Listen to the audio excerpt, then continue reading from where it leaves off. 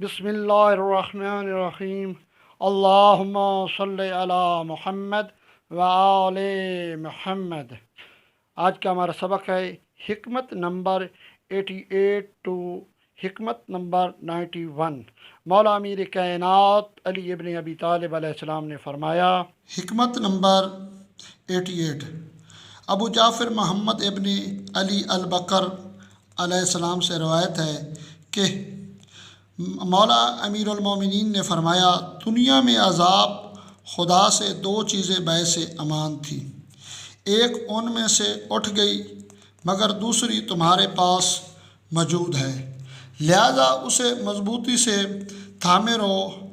और अमान जो उठा ली गई है वो रसूल सल्लल्लाहु अलैहि वसल्लम थे, और वो अमान जो बाकी है वो तौबा व इस्तिग़फ़ार है। जैसा कि अल्लाह सुब्हाना ने फरमाया, अल्लाह इन लोगों पर अज़ाब नहीं करेगा जब तक तुम उनमें मौजूद हो, अल्लाह इन लोगों पर अज़ाब नहीं उतारेगा जब कि ये लोग तौबा व इस्तिग़फ़ार कर रहे होंगे। सैयद रज़ी अलैहि रहमा फरमाते हैं कि ये बेहतरीन इस्तख़राज और नुक्ता उम्दा नुक्ता-ए आफरीन है।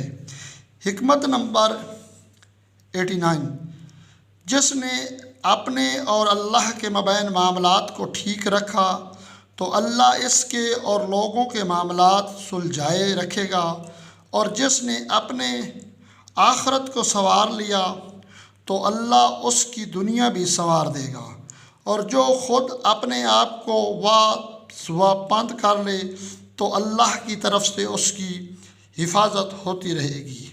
हिकमत नंबर 19 मौला फरमाते हैं, पूरा आलम व दना वो है जो लोगों को रहमत खुदा से मायूस और इसकी तरफ से हासिल होने वाली आसाइश राहत से नाउमीद ना करे, और ना ही इन्हें अल्लाह के अज़ाब से बिल्कुल मुतमईन कर दे।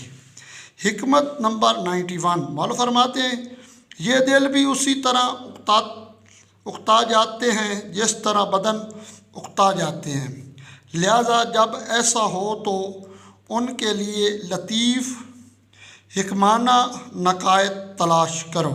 अल्लाहुम्मा सल्लि अला मुहम्मद व आले मुहम्मद।